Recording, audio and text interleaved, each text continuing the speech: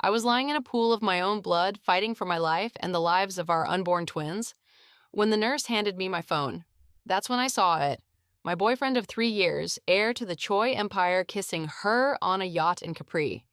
The same yacht where he'd promised to take me after our babies were born. As the monitor flatlined beside me, I made two promises. One, my children would live, and two, he would never see any of us again. What I didn't tell him? The million-dollar company Choi Industries was desperately trying to acquire. I already owned it. The monitor shrieked as my blood pressure plummeted. Doctors swarmed around me like angry bees, their voices urgent but distant to my ringing ears. I couldn't feel my legs anymore, just the warm stickiness pooling beneath me. Patient is hemorrhaging severely. We need to perform an emergency C-section now. The phone slipped from my fingers as darkness crept into the edges of my vision. The last thing I saw was his smile as he held her. Me Young. Me Young.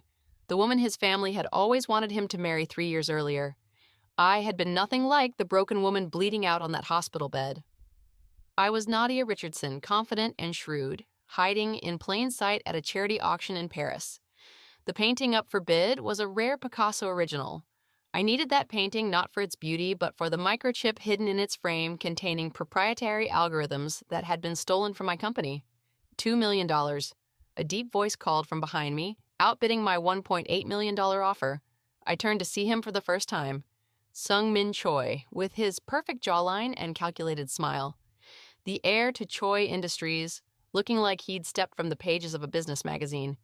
$2.5 million. I countered without missing a beat. His eyebrows rose slightly, the only indication I'd surprised him. Bold move, but you're bidding against someone who always gets what he wants. His eyes twinkled with a challenge. $3 million. $5 million, I said, calmly sipping my champagne. Some things are worth paying any price for. The auctioneer's gavel fell with a bang that sealed our fate. In Sung Min's world, no one outbid a Choi. I had inadvertently made myself his most interesting puzzle. Nadia Richardson. I introduced myself when he approached me afterward, extending a hand with perfectly manicured nails. Art curator Sung-Min Choi. He replied unnecessarily. Everyone knew who he was. You have excellent taste or perhaps just a limitless budget. Neither. I just recognize value when I see it. What followed was a pursuit so determined it would have been stalking if he weren't so charming about it. Flowers arrived at my supposed curatorial office daily. Invitations to gallery openings, private viewings, and eventually dinners landed on my desk. My best friend James warned me when I finally agreed to go on a date with Sung Min. Are you insane, Nadia? His family eats small companies like yours for breakfast. If he discovers Lotus Technologies belongs to you, he won't, I assured him. To the world, I'm just an art curator who travels frequently for work. Lotus Technologies is owned by a mysterious CEO who never gives interviews. It's the perfect cover until you fall for him, James predicted ominously. I laughed. Please, this is about keeping enemies close. His father has been trying to acquire my company for years without realizing who owns it. Information is power, James? But James had been right. Against every rational thought, every business instinct, I fell for Sung Min. His persistence gave way to genuine connection. Late-night conversations about art philosophy and dreams. The way he'd absently stroke my hair while reading financial reports. How he made me coffee exactly as I liked it without being asked. The surprising discovery beneath his polished exterior was a man who doubted his place in his family empire, who painted watercolors in secret, who dreamed of building something that truly helped people rather than simply generating wealth. You're different, he told me one night as we lay tangled in his silk sheets, the Chicago skyline glittering beyond his penthouse windows. Everyone wants something from me. Everyone has an angle, but not you. The irony burned in my chest, but buried beneath my initial strategic motives was a truth I couldn't deny. I had fallen in love with the enemy. When I discovered I was pregnant, it was the most terrifying moment of my life, not because I feared motherhood, but because it complicated an already impossible situation. I had built Lotus Technologies from nothing, a woman in a male-dominated industry, hiding my identity to avoid the sexism that would have limited my company's growth. My secrets were both my shield and my prison. I'm pregnant, I told him over dinner in his penthouse. Watching his face carefully, his fork clattered against his ceramic dinner plate. For one horrible moment, his expression was unreadable. Then, to my surprise, his eyes filled with tears. A family, he whispered, circling the table to kneel beside me. Something that's ours, alone, not the Choi legacy or empire. He placed his hand on my still flat stomach. This changes everything, Nadia. For a few magical months, I believed it. We designed a nursery in his penthouse. He came to every appointment, held my hair when morning sickness struck, talked to my growing belly each night. When we learned we were having twins, he wept. Twice the blessing, he said, kissing me deeply. But as my body changed, so did he. The missed appointments started in my second trimester. Late nights at the office, hushed phone calls he'd end abruptly when I entered the room. His father's sudden increased presence in our lives, watching me with calculating eyes. We should get married, I suggested once, testing his commitment. After the babies come, he deflected smoothly. You deserve a proper wedding, not rushing because of pregnancy. I wanted to believe him. Then came that terrible day in my 7th month. Sharp pains while I was alone in the penthouse. The rush of water between my legs, frantic calls to Sung Min that went straight to voicemail. Your boyfriend's number? The emergency room nurse asked when I arrived by ambulance. I recited it mechanically, then gave James as my emergency contact. Hours passed in a blur of doctors' monitors and fear. Where was Sung Min? Your phone is vibrating. The nurse said, handing me my cell during a momentary lull in the chaos. A notification from social media. Sung Min tagged in a post. I shouldn't have looked, but I did. There he was, sun-kissed and smiling on the deck of a yacht with crystal blue Capri waters behind him, his arms wrapped around me young, the way their lips locked in a passionate embrace. The caption destroyed whatever was left of my heart. Finally with the woman I was meant to be with, hashtag my future, hashtag forever love. My heart stopped for exactly 12 seconds. The medical team would later tell me it was a combination of blood loss, shock, and stress hormones flooding my system. But I knew the real cause, the death of every dream I'd foolishly built around Sung Min Choi. We're losing her. A doctor's voice pierced through the darkness. Push 1 milligram of epinephrine. The pain of resuscitation jerked me back to consciousness with a gasp. Not for myself, but for my babies, my twins, who deserved life, even if their father had betrayed us all. Stay with us, Nadia, the doctor ordered. We need to get these babies out now. Save them, I whispered as they injected the anesthesia. Whatever happens, save my children. I woke up hours later in the ICU. The steady beeping of monitors and the antiseptic smell told me I was alive. Before I opened my eyes, a warm hand gripped mine, not Sung Min's, but James. The twins? My voice was barely audible. James's eyes were bloodshot from crying, but his smile was genuine. They're fighters like their mother, small but stable in the NICU, a boy and a girl. Relief washed over me, followed immediately by the crushing memory of Sung Min's betrayal. I closed my eyes, tears escaping despite my determination not to shed any more for him. He called, James said, his voice hard as granite. 3 times. Said he was tied up with business and wanted to know how your appointment went. He spat the words. I didn't tell him anything? Good. I forced my eyes open. Anger consumed me. This wasn't how I'd expect to feel after bringing my babies into the world. He doesn't get to know. I tried to sit up, wincing at the pain from my emergency C-section. I've made my decision, James. He chose her. Fine. But he doesn't get my children either. Not after this. James nodded slowly. What do you need me to do? Initiate protocol blackout. His eyes widened. We had created protocol blackout years ago as a contingency plan for Lotus Technologies, a way to disappear completely if a competitor ever discovered my identity and threatened me. We never imagined I'd use it to escape the father of my children. I'll activate the Singapore facility, James said, already typing on his phone. The private medical transport can be ready in 12 hours if the twins are stable enough. Make it happen. My phone buzzed again. I answered it, summoning every ounce of acting ability I possessed. Hey, I said casually. Sorry I missed your calls. Nadia. Relief flooded his voice. I've been worried. How was the checkup? The audacity of his lie made my blood boil, but I kept my voice even. Everything's fine. The doctor says I'm right on track for 30 weeks. Great news. Listen. The meetings are running longer than expected here in Athens. The acquisition is more complicated than we anticipated. Athens, not Capri, another lie. How much longer? I asked, playing along.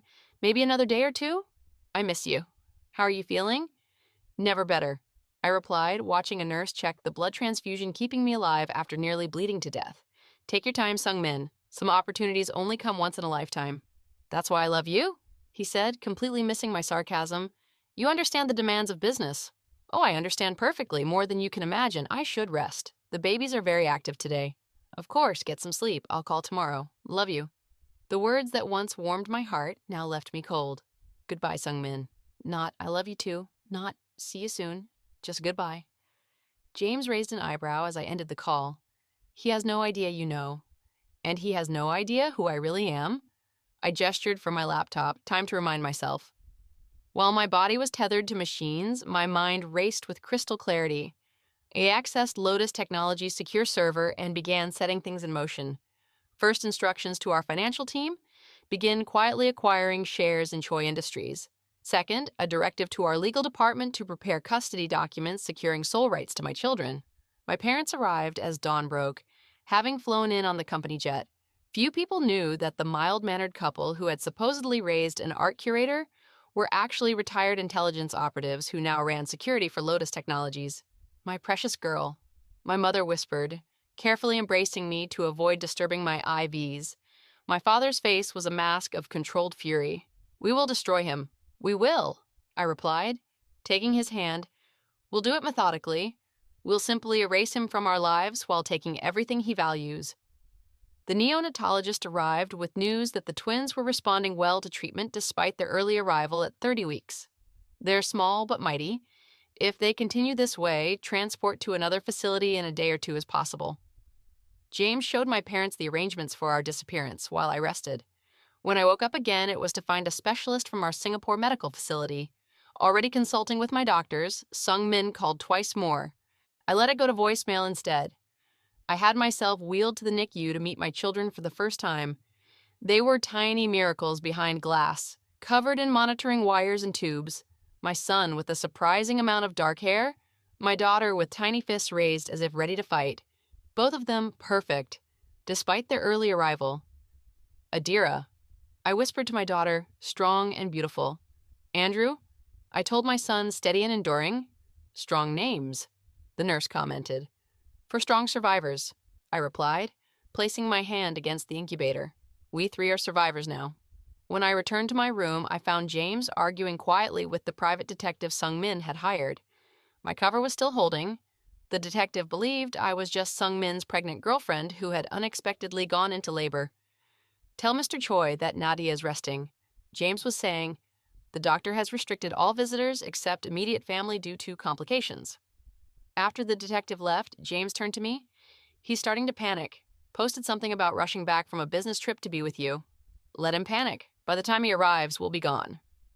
That night, as the medical team prepared documentation for our transfer, I took one final action.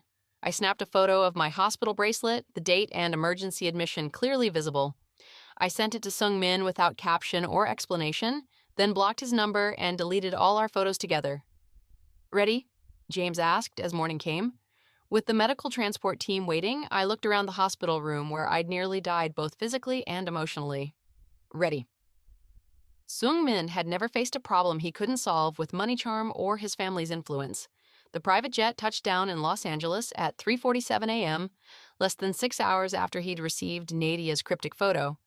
He'd left everything behind in Capri, including a furious Mi Young who'd awakened to find him gone from their suite with only a hastily scribbled note. None of that mattered. Something was wrong with Nadia, with their babies. Faster! He ordered his driver as they sped from the airport toward Chicago Presbyterian Hospital. His calls to Nadia had all gone straight to voicemail. Calls to the hospital had yielded nothing. Patient confidentiality, they'd said. Even James wasn't answering. The only person who'd spoken to him was his private investigator, who confirmed Nadia had been admitted, but couldn't access details. Sung-min burst into the hospital at dawn, flashing his ID at security. Nadia Richardson. She was admitted yesterday. I'm the father of her babies. The nurse at reception typed on her computer. Yes, Miss Richardson was here, but... Cold dread washed through him. She was transferred early yesterday morning. I don't have further details. Transferred where? His voice rose, drawing glances from nearby staff. I'm the father of her children. You can't just move her without telling me. A security guard approached. Sir, please lower your voice. Then I need to speak to whoever was treating her. Dr. Reynolds handled her case, but he's off duty now, said the nurse. Sung-min paced the lobby, running both hands through his already disheveled hair. This made no sense. Patients weren't just transferred without explanation, especially not pregnant women in distress. He pulled out his phone again, dialing James's number for the 20th time. This time, surprisingly, James answered. "Where is she?" Sung Min demanded without preamble. "Somewhere you can't reach her?" James's voice was ice. "She knows everything." Sung Min, the floor seemed to drop from beneath his feet. "What are you talking about?" "The yacht. Me young. Hashtag my future. Ring any bells?" Sung Min felt physically ill.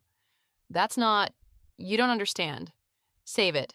While you were busy frolicking in the arms of another woman while Nadia was fighting for her life and the lives of your children." "Children? They're here? They're born?" Sung Min's voice broke. "Please. James, whatever you think happened is not what you think. I need to see them. They're my family." "No," James replied coldly. "They were going to be your family. Now they're just Nadia's. She's gone, Sung Min. Don't waste your time looking." The line went dead. Sung Min stood frozen in the hospital lobby. His world is collapsing around him. The babies had come early. Nadia misunderstood about Mi Young, and now all three of them are gone. Over the next 72 hours, Sung Min threw every resource at finding them.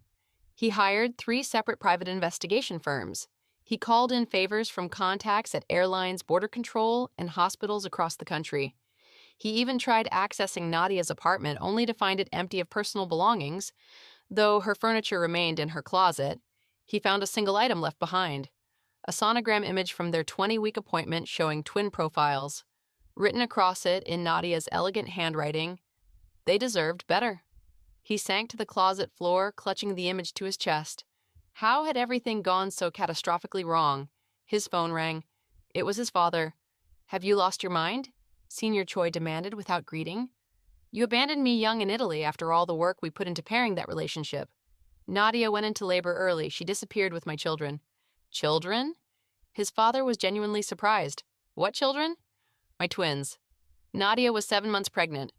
A long silence followed. "The art curator was pregnant with your children, and you didn't inform the family." "It wasn't your business," Sung Min snapped. "None of this is. I never wanted to be with Mi Young. You and her father orchestrated that entire charade for your merger because it's what's best for Choi Industries." Sung Min's voice was deadly cold. "She's the mother of your grandchildren. Grandchildren you may never meet now, thanks to your manipulations." His father's tone changed, becoming calculating. "This complicates matters." "The merger.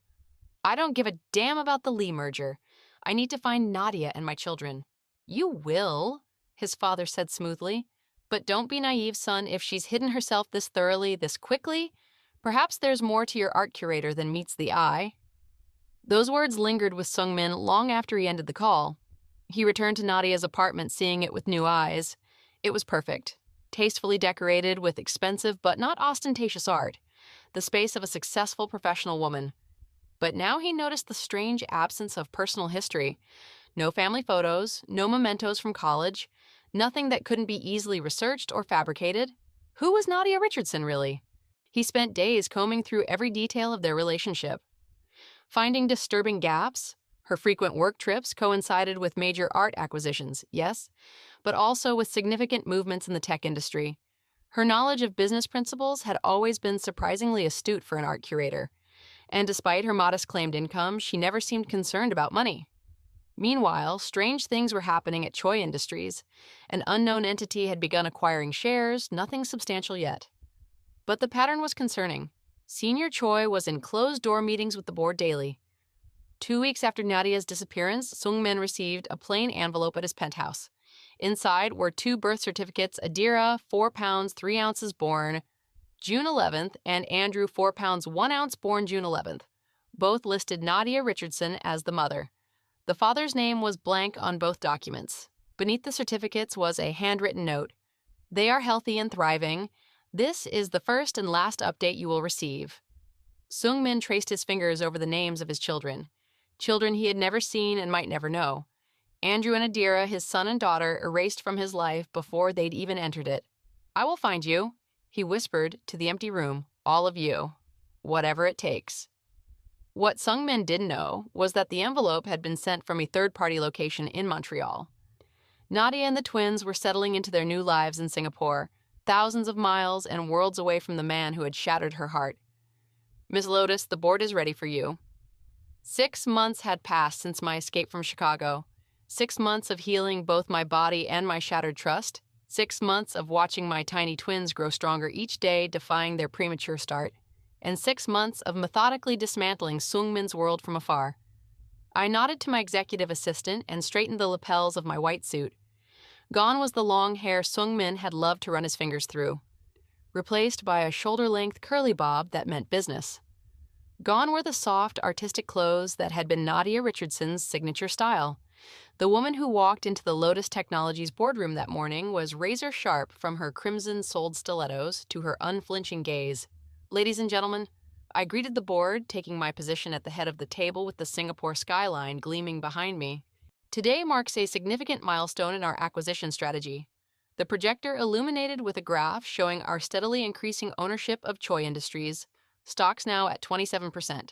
As you can see, we've maintained our position as unnamed stakeholders through various shell corporations. Choi Industries remains unaware that a single entity controls these shares. I allowed myself a small, satisfied smile. Their recent attempts to identify the buyers have been unsuccessful. James, now officially my COO, picked up seamlessly. Our intelligence suggests Choi Industries is growing increasingly desperate. Their merger with Lee Industries has stalled, and 3 major clients have defected to competitors. Coincidentally, all competitive companies are within our friendship network. A ripple of appreciative chuckles circled the boardroom. The Choi family patriarch has scheduled an emergency board meeting for next week. James continued. Sources indicate they may be considering selling off divisions to generate capital. Perfect timing for our next phase. I concluded. Any questions before we proceed? The boardroom remained silent. My executives' faces showed varying degrees of admiration and perhaps a touch of fear. I'd always been respected as the anonymous CEO of Lotus Technologies, but the calculated precision of this takedown was revealing a new side of me. After the meeting dispersed, I retreated to my private office suite overlooking the gardens by the bay. The executive floor of Lotus Tower housed not just my corporate headquarters, but my new home, a penthouse designed around the needs of my children. I kicked off my heels and walked through the hidden door, connecting my office to our living quarters. The sound of gentle babbling and my mother's soft laughter guided me to the nursery. There's Mama. My mother looked up from where she sat on the floor between my twins. Adira immediately pushed up onto her hands and knees, rocking in what would soon become crawling. Her determined expression was so like her father's that it made my heart clench. Andrew, more cautious but equally bright, watched his sister's efforts while contentedly chewing on a teething ring. I sank to the floor, business persona falling away as I gathered both babies close. This was the only time I allowed myself to be soft with them, with my family. The rest of the world got steel in strategy. How are my little warriors today? I pressed kisses to their foreheads. Adira almost crawled, my mother reported proudly. And Andrew said something that sounded suspiciously like gaga. Clearly genius-level communication. I teased, lifting Andrew into my lap. His solemn eyes studied my face as if he understood far more than his 6 months should allow. My phone buzzed with a text from James. Ulysses Matthews is requesting a dinner meeting. Ulysses Matthews, CEO of Matthews Tech and our closest industry competitor, had been showing increasing personal interest in me since my public reemergence as Charlotte Lotus, the previously reclusive CEO. His pursuit was respectful but persistent. Dinner invitations, thoughtful industry insights, and once a perfect rare orchid for my office with a note acknowledging my strength and resilience in a harsh environment. Decline politely, schedule business lunch instead. I typed back, romance was the absolute last thing on my agenda. Though sometimes in the quiet hours after the twins were asleep, I allowed myself to remember how it felt to be loved, or at least to believe I was loved. Are you thinking about him again? My mother's voice pulled me back to the present, only in the context of business. I lied smoothly. Her knowing look said she didn't believe me. You never told me how you really met Sungmin Choi. I know it wasn't just a chance encounter at that auction. I hesitated, bouncing Adir gently as she fussed. The truth was something I rarely admitted, even to myself. I targeted him. I finally confessed. 3 years ago, when I learned Choi Industries was planning to acquire Lotus through hostile means, I needed intelligence. My mother raised an eyebrow. So you seduced the heir. I introduced myself to the heir. I corrected. The original plan was simply to befriend him, gain insights into their acquisition strategy. The seduction was mutual and unplanned. I looked down at my twins. Later that evening, after the twins were asleep, I stood on my penthouse balcony overlooking the glittering Singapore skyline. My phone displayed the latest headlines: Choi Industries restructuring amid market challenges. Beneath it was a photo of Sung Min at a recent technology conference looking haggard despite his perfectly tailored suit. The caption noted his new role as acting CEO. Still checking on him? James asked, joining me. Number just keeping an eye on the enemy. You know, James said carefully, yours was more impressive by all accounts. His gaze was intense. I'm particularly interested in your views on ethical AI development. Perhaps we could discuss a potential collaboration? Richard tensed subtly. Charlotte's schedule is quite full this week. I can spare 15 minutes, I interjected, curiosity overcoming caution. I have an office here at the summit. How about in an hour? Sung-min nodded. I look forward to it. As he walked away, Richard turned to me with raised eyebrows. Collaboration with Choi Industries? Seems unexpected given your acquisition strategy. Know thy enemy, I quoted simply. An hour later, my temporary office door opened to admit Sung-min. I'd prepared carefully, removing all personal items, positioning my security team nearby, and instructing James to interrupt after exactly 15 minutes. Thank you for meeting with me, Miss Lotus, Sung-min began as he took a seat opposite my desk. Please call me Charlotte. I offered the false name, feeling strange when speaking to him. Charlotte. He tested the name, then fell silent, studying me with unnerving intensity. I met his gaze evenly. You mentioned collaboration, Mr. Choi? A ghost of a smile touched his lips. I did, though that was merely a pretext. He leaned forward. What I really want to know is why Lotus Technologies is systematically acquiring shares in my family's company through shell corporations. I maintained my composure. Business acquisitions happen every day, Mr. Choi. Not like this. His voice hardened. Not with such precision. Not with simultaneous client poaching and strategic partnership disruptions. This isn't business. This is personal. Perhaps your company simply isn't as strong as you believed. Or perhaps, he countered, I've done something to offend you, Charlotte. Though I can't imagine what since we've never met before today. His eyes never left mine, challenging, probing. The tension between us was palpable, charged with unspoken history. I allowed myself a small, cold smile. Not everything is about you, Mr. Choi. Isn't it? He reached into his jacket pocket and withdrew a folded piece of paper, sliding it across my desk. I opened it carefully. Inside was a laboratory report, a DNA comparison analysis between Sung-min Choi and my twins. My blood froze. How did you? I have resources too, he interrupted. I have resources too, he interrupted. His voice was deadly quiet. I spent months searching for Nadia Richardson and my children. Imagine my surprise when I discovered the mysterious CEO Charlotte Lotus appeared on the global stage at exactly the same time Nadia disappeared. A CEO who never gives interviews, never appears in public, suddenly becoming the face of her company. You had no right, I whispered, fury rising. I had every right, he shot back, anger finally breaking through his controlled facade. They're my children, Nadia. The name hung in the air between us. My carefully constructed new identity shattered with that single word. Get out, I ordered, standing abruptly. Not until you tell me why. He remained seated, his voice breaking slightly. Why did you disappear? Why take my children from me? At least give me that. I laughed bitterly, pulling out my phone. I accessed a saved folder and turned the screen toward him. Why perhaps this will refresh your memory. The photo of him kissing Mi Young on the yacht in Capri filled the screen. His face was drained of color. That wasn't. Save it, I snapped. I saw everything. Your romantic getaway with Mi Young while I was hemorrhaging in a hospital bed fighting for our children's lives in the hospital. Horror dawned on his face. The photo you sent me at the hospital bracelet. You were in labor. Emergency C-section at 30 weeks. I nearly died. The twins spent their first month in NICU while you were celebrating your union with the woman you're meant to be with. Hashtag my future, wasn't it? He looked genuinely stricken. Nadia, I swear to you. That wasn't what it looked like. I was drugged. It was a setup by Mi Young and my father to secure the merger with Lee Industries. A convenient excuse. It's the truth. He stood. Now desperation in his voice. Check the timestamp on that post. I was unconscious when it was uploaded. I never wrote those words. I faltered momentarily. I had never actually verified the post's timing. When I saw your message, he continued urgently, I left immediately. I asked the hospital about you. They said you'd been transferred. James told me you knew everything and not to look for you. I've been searching for 8 months. For what purpose? I demanded. To secure your heirs? To protect the Choi legacy? To find the woman I love and the children we made together, he answered. Simply to explain and beg forgiveness for something I didn't willingly do. I wanted to believe him. Part of me desperately wanted his explanation to be true, but I'd rebuilt my life around never trusting Sungmin Choi again. Let me see them, he pleaded. Just once. If you still want me gone afterward, I'll respect your wishes.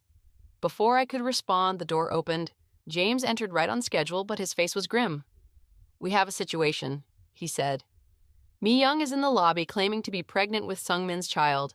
She's talking to the press right now. Mi Young stood in the center of the hotel lobby, surrounded by journalists and flashing cameras. Her hand rested protectively over her rounded belly, visible beneath her designer maternity dress. The picture of maternal radiance, except for the calculating gleam in her eyes. I'm just devastated that Sungmin continues to deny our child, she was saying tearfully as we approached, after everything we shared in Capri. Sungmin strolled forward, his face a mask of cold fury. Enough, Mi Young. Cameras swiveled toward us. Mi Young's practiced sorrowful expression faltered for just a moment before returning with theatrical perfection. Sungmin, have you finally come to accept your responsibilities? Her gaze shifted to me with carefully disguised hostility. You're with Charlotte Lotus now? You do move quickly between women. I stepped forward, the executive calm firmly in place. Mi Young, this is hardly the appropriate venue for personal matters. The public has a right to know when a CEO fathers children with multiple women. Mi Young insisted, her hands still protectively curved around her stomach, especially while Lotus Technologies is attempting a hostile takeover of Choi Industries. Gasps rippled through the crowd. Our acquisition efforts had been kept deliberately quiet. This was a calculated exposure. Security began clearing the journalists as Sungmin, Mi Young, and I were escorted to a private conference room. James flanked me protectively while a hard-faced woman I recognized as Sungmin's head of security took position beside him. 8 months. Sungmin stated flatly once the doors closed. Interesting timing, Mi Young. Mi Young smiled sweetly. Some things are simply meant to be. Like the coincidence of your pregnancy appearing just as my investigators were closing in on your involvement in drugging me in Capri. Sungmin's voice was dangerously soft. Her smile faltered. I don't know what you're talking about. We have the hotel staff testimonies, Sungmin interjected, sliding a folder across the table. 3 employees confirmed you ordered specific drinks and instructed that mine be prepared separately. We also have your payment to the social media manager who posted from my account while I was unconscious. I picked up the folder, scanning the contents with growing disbelief. Witness statements, financial transactions, timeline reconstructions. It was a methodical dismantling of a sophisticated setup. You're bluffing, Mi Young said, but uncertainty had crept into her voice. We accessed the hotel security footage. Sungmin's head of security continued. It shows you helping an incapacitated Mr. Choi to the room, positioning him for photos, and leaving alone 3 hours later. My hands tightened on the folder. You went to extraordinary lengths, Mi Young, Sungmin said. But there's one detail that gives your current charade away entirely. Mi Young's eyes narrowed. Oh, and what's that? I had a vasectomy 3 weeks after discovering Nadia was pregnant with twins, Sungmin stated calmly. The procedure is reversible, but I wanted to ensure we didn't have any surprise pregnancies while raising 2 infants. So unless you're claiming immaculate conception, that child, if you're even pregnant, isn't mine. The room fell silent. Mi Young's face cycled through shock calculation and finally a brittle smile. Well played, she conceded, dropping the maternal act as she straightened. Though it hardly matters now. The story's out there. Lotus Technologies' aggressive move on Choi Industries. The market will react accordingly by morning. That was always your father's plan, wasn't it? Use you to compromise me, destabilize Choi Industries, and allow Lee Industries to acquire it at a discount. Mi Young shrugged. Business is business, nothing personal? It became personal when you nearly cost Nadia and my children their lives, Sungmin said. His voice was deathly cold. My head was spinning. Everything I'd believed for 8 months was unraveling. The foundation of my rage, my plans for revenge, my new identity, all built on a deliberate deception. The pregnancy is fake, James murmured, studying Mi Young with professional assessment. High-quality prosthetics. We can expose this publicly. That won't be necessary, I said, finding my voice. At last, Miss Lee, I suggest you quietly announce a tragic miscarriage in the coming weeks. In return, Lotus Technologies won't pursue legal action for corporate espionage, attempted murder, and fraud. Mi Young's eyes widened. Attempted murder is a stretch? My medical records from Chicago Presbyterian Hospital show I hemorrhaged severely during premature labor. The doctors cited extreme stress and trauma as contributing factors. I flatlined on the table. Miss Lee, I died for 12 seconds while fighting to save my children. The color drained from Mi Young's face as the full implications sank in. You have 24 hours to retract your statements and leave Hong Kong, I continued. After that, my legal team gets involved. Mi Young gathered her composure with admirable speed. This isn't over. My father still... Your father has bigger problems, James interrupted, holding up his tablet. The SEC investigation into Lee Industries has expanded to include your shell companies in the Caymans. The evidence was anonymously submitted this morning. Mi Young stared at the screen, genuine fear finally breaking through her polished veneer. That's impossible, Sung Min said with a smirk. Those accounts were hidden behind 7 layers of corporate entities. I found them 4 months ago. Consider it insurance I've been holding on for a moment exactly like this one. After Mi Young left, escorted by security, I remained standing by the window, watching Hong Kong's glittering skyline as evening fell. My mind raced through everything I'd learned, recalibrating 8 months of assumptions. It's all true, isn't it? I finally asked Sung Min without turning around. He stepped up beside me, careful to maintain distance. Yes, I never betrayed you, Nadia. I was fighting to build a life for us against my father's manipulation. When I found out you were pregnant, I began secretly transferring my personal assets out of Choi Holdings, planning our escape. Why didn't you just tell me? I wanted to protect you from my father's reach, he said softly. I underestimated how dangerous Mi Young could be. By the time I realized the threat, it was too late. You were gone. I turned to face him, studying the face I'd once loved beyond reason. What do you want now, Sung Min? To meet my children, he answered simply. To have a chance to be their father and maybe someday to earn back your trust. The Hong Kong summit concluded with Lotus Technologies' stock soaring and Choi Industries stabilizing. Our public handshake signaled a potential collaboration rather than hostile takeover. The business world buzzed with speculation about the unexpected alliance between Charlotte Lotus and Sung Min Choi. But I couldn't focus on stock prices or business gossip. My mind was consumed by one impossible question. What now? In my Singapore penthouse, I stood in the doorway of the twins' nursery watching Sung Min meet his children for the first time. He knelt on the plush carpet, completely still, as curious 10-month-old Adira crawled toward him. Andrew observed cautiously from my mother's lap, his eyes, so like his father's, assessing this newcomer. Hello, little one, Sung Min whispered as Adira reached him, her tiny hand stretching to touch his face. His eyes glistened with unshed tears. I've waited so long to meet you. Something twisted painfully in my chest. This wasn't the reunion I had imagined.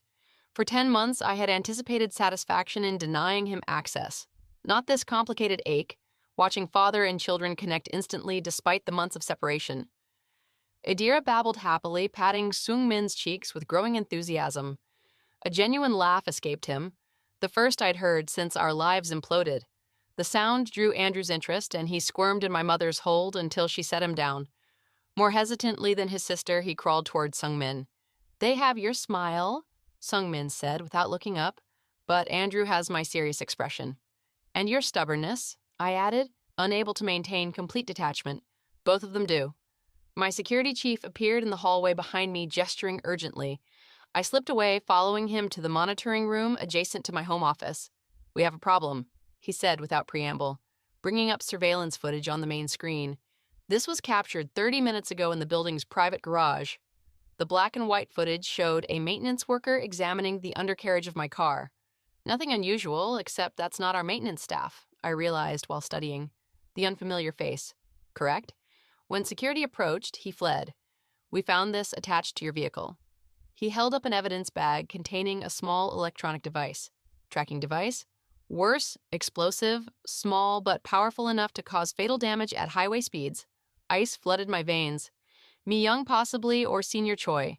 The device is military grade, not something an angry socialite typically accesses. I turned as footsteps approached. Sung Min was holding Andrew while Adira crawled rapidly behind him. Everything all right? He asked, then froze as he saw the evidence bag. Understanding darkened his features. My father. You sound certain, I noted. The timing is too coincidental. Yesterday, I formally signed over my voting shares in Choi Industries to my sister and resigned my position this morning. I submitted evidence to the federal authorities about his illegal business practices. His jaw tightened. He's desperate and dangerous. My security chief nodded grimly. We've increased perimeter security, but I recommend relocating temporarily to a less-known location. The lake house, James suggested, joining us remotely. Secure and few people know about it. 2 hours later, we were airborne in my private jet, destination obscured even from the flight crew. Only James, my parents, and my core security team knew where we were headed. A secluded property on a private lake in Seychelles, purchased through layers of shell companies. The twins had fallen asleep, exhausted from the excitement and disruption to their routine. In the dim cabin, Sung-min and I sat across from each other, the sleeping babies secured between us. "I'm sorry," he said quietly. "I never wanted my family's darkness to touch you or our children." It already did. I reminded him the moment Mi Young orchestrated that scene in Capri. He winced. "I should have told you everything from the beginning. About my father's manipulation, Mi Young's obsession, the company politics. I thought I was protecting you. By keeping me ignorant. That's not protection, Sung-min, it's control." "You're right." He looked directly at me, the overhead light catching the new lines of strain around his eyes. "Just like you kept your true identity from me for years." The comparison stung because it held the truth. I built Lotus Technologies from nothing as a 22-year-old woman in a male-dominated industry. Anonymity was the only way to be taken seriously. I understand that, but even after we fell in love, I was going to tell you, I admitted. After the babies were born, I had it all planned on how I'd explain, show you my company, integrate our lives completely. Silence stretched between us. We both kept secrets that cost us everything. Sung-min finally said, gently stroking Adira's tiny hand as she slept. The jet hit turbulence, a sudden drop that made my stomach lurch. Simultaneously, my phone chimed with an urgent alert from my home security system. I opened the notification to see footage of armed intruders breaching my Singapore penthouse. "They're moving fast," I murmured while showing Sung-min the feed. 6 men in tactical gear methodically sweeping the rooms. "Military precision," he observed grimly. "Not local criminals. Hired mercenaries." I agreed. They were waiting for us. A chill ran through me. If we hadn't discovered the car bomb, if we'd followed routine evacuation protocols instead of James's suggestion of the lake house. "They discovered your security procedures," Sung-min realized, following my thoughts. "This isn't just my father acting alone." James leaned forward from the adjacent seat. "Your father and Mi Young might have made a deal concerning Lee Industries. Combined, they'd have the resources for this level of operation." My phone buzzed with another alert. A message from an unknown number containing only a photo. My blood froze as I opened it. The image showed my parents' car from earlier that day, when they'd separated from us to create a diversion in crisp, high-resolution detail. A red laser sight was visible on my father's head through the window. A text followed, "Next time we don't miss. Bring the twins to Mi Young's family estate in Malibu within 48 hours, or your parents die first, then you." I passed the phone to Sung-min, watching his expression harden from concern to cold rage. "They're not getting anywhere near our children," he said angrily. For the first time in nearly a year, we were completely aligned. Whatever lay broken between us, as lovers, as partners, we were unequivocally united as parents. "My parents have protocols for situations like this," I said, already texting a specific code phrase that would alert them without alerting anyone monitoring their devices. "They're former intelligence operatives. They can extract themselves." Sung-min raised an eyebrow. Another piece of my hidden past sliding into place for him. "But we need a plan." I continued mind-racing through scenarios. "They're expecting us to run or hide?" A dangerous smile spread across Sung-min's face. "Then let's do something completely unexpected. Let's bring the fight to them instead." Mi Young sipped champagne on the terrace of her family's Malibu estate, watching the sunset with calculated patience. Beside her was Senior Choi, Sung-min's father. He checked his watch for the 5th time in as many minutes. "They'll come," Mi Young assured him. She would not risk her parents' lives, especially as devoted to family as Charlotte Lotus, or should I say Nadia Richardson is. "That's if your intelligence is correct," Senior Choi replied nervously. "It is?" "My sources confirmed they were en route to Seychelles, but after receiving our message, they chartered a new flight. They'll be here within the hour." Mi Young smiled coldly. "And then the Choi family will have its heirs. You'll regain control of your company, and I'll have made Seung-min understand the cost of rejection and humiliation. What neither of them noticed was the slight movement in the ornamental shrubbery lining the estate walls, where shadows moved with deliberate precision. All teams in position, James whispered into his tactical communicator from his hidden vantage point, waiting for your signal. Inside the main security hub of the compound, 2 guards slumped unconscious at their stations. One of my father's former comrades' fingers flew across the keyboard, disabling security protocols. One by one, East Wing cameras on loop. Another confirmed, "You have 7 minutes before automated system check." My parents' intelligence backgrounds had proven invaluable in the small private plane approaching LAX airspace. I adjusted Adira's tiny protective vests, fighting to keep my hands steady. Across from me, Seung-min did the same for Andrew. "Are you absolutely certain about this?" Seung-min asked. His voice was tight with controlled fear. I met his eyes, seeing my own terror and determination reflected back. "No, but it's our only play that doesn't leave us looking over our shoulders forever. Plus, I trust my parents. These weren't real babies, of course." The lifelike decoys had been created by a special effects artist in my security team's network, complete with realistic weight and movement mechanisms. Our actual children were safely hidden at Ulysses Matthews' family compound under heavy security, a favor I'd reluctantly requested. "Mi Young will know immediately," Seung-min warned again. "She'll know eventually," I corrected. "But her obsession with you means she'll want to gloat first to make you watch as she takes your children. That delay will be enough." The pilot's voice came through the speaker, beginning to descend. "California's federal authorities have cleared our arrival." I took a deep breath, steadying myself for what was coming. "Remember, once we're inside, we play their game until the signal." Seung-min's hand found mine, squeezing briefly. The touch was a familiar feeling of intimacy from our previous life. "Whatever happens in there, Nadia, I want you to know I never stopped loving you, not for a single moment." The raw honesty in his voice threatened my composure. This wasn't the time for such confessions, yet the possibility that we might not survive the night made the words impossible to ignore. "Save it," I said more harshly than intended. Softening, I added, "Tell me again when we've gotten our children safely home." Mi Young's smile was triumphant as we were escorted into the estate. She was standing in an opulent main hall. My parents were positioned as hostages, playing their roles of frightened grandparents. "The happy family arrives," she purred, her eyes fixed hungrily on the realistic baby decoys in our arms. "Though you're still missing a member, where's your loyal lapdog, James?" "Ensuring our insurance policy activates if we don't return," I replied coldly. "Did you think I'd walk in here without precautions?" Senior Choi stepped forward, his attention focused on the bundle in Seung-min's arms. "So these are my grandchildren?" His expression softened momentarily, a flash of genuine emotion that seemed misplaced on his calculating face. "They have the Choi look." "They have nothing of yours," Seung-min stated flatly, "and they never will." "Such drama," Mi Young sighed, approaching me with outstretched arms. "Let me hold my future daughter." The moment she reached for the decoy baby was the moment everything changed. Seung-min and I exchanged a split-second glance, the silent signal passing between us. I stepped back from Mi Young. "First release my parents." "You're hardly in a position to make demands," Senior Choi snapped. "Actually." My mother spoke up, dropping her frightened act as she stood straight, suddenly looking nothing like a helpless hostage. "I think we are." The lights throughout the estate flickered and died, plunging the room into darkness for 7 crucial minutes. When the emergency lighting activated, the scene had transformed. My father had Senior Choi on his knees, arm twisted behind his back. My mother had disarmed the nearest guard. Through the windows, tactical teams were visible breaching the perimeter as alarms began to wail.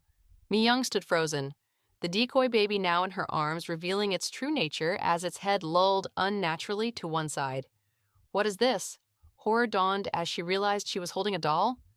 "This," I said calmly, "is what happens when you threaten my family." I punched Mi Young hard in the face. She fell onto the floor, dropping the decoy baby. She laid unconscious as blood began pouring from her nose. Within minutes, the compound was secure. Mi Young and Senior Choi Sr. sat handcuffed in the main hall, surrounded by both my security team and local authorities, who'd been provided with extensive evidence of their criminal conspiracies beforehand. "You've made a terrible mistake." Senior Choi. "I have connections." "Not anymore," Seung-min interrupted, showing him his phone screen displaying breaking news headlines. "Choi Industries chairman implicated in international conspiracy. Lee Industries stocks plummet amid criminal investigation. Lotus Technologies acquires controlling interest in Choi Industries. While you were focused on kidnapping my children, Sung-min explained, the evidence I gathered over the past year was delivered to authorities in 7 countries. Your connections are currently scrambling to distance themselves from you. Mi Young finally regained consciousness, holding her bleeding nose, yelling through her hands, "This isn't over. My father will." "Your father has already struck a deal," James announced, entering the room. "He's providing testimony against both of you in exchange for leniency." Mi Young was led away, still shouting threats. Seung-min turned to me with the first genuine smile I'd seen from him in almost a year. "Our children?" he asked simply. "Are they safe?" I confirmed, "and waiting for us." A little over a year later, I stood in the garden of my Seychelles lake house watching Seung-min chase our giggling toddlers across the lawn. Their second birthday celebration had been small but perfect. Just family and our closest friends. "They adore him," my mother observed, joining me on the terrace. "They do," I agreed, watching as Sung-min pretended to fall by a deer's tackle while Andrew piled on top with heaps of laughter. "And you?" she asked carefully. I sighed, considering the question that had occupied me for months after the Malibu confrontation. Sung-min and I had established a careful co-parenting relationship. He had his own residence on the property, close enough for daily involvement with the twins, but separate enough to give me the space I needed. Lotus Technologies and the reformed Choi Industries now operated as separate but aligned entities, with Sung-min's sister, taking the helm of the family company after a dramatic restructuring. "I don't know if I can trust completely," I admitted, "but I'm learning to trust him with our children." "That's a start," my mom said, looking at them playing. That evening after the twins were asleep, Sung-min and I sat on the dock overlooking the moonlight, a rare moment of quiet between us.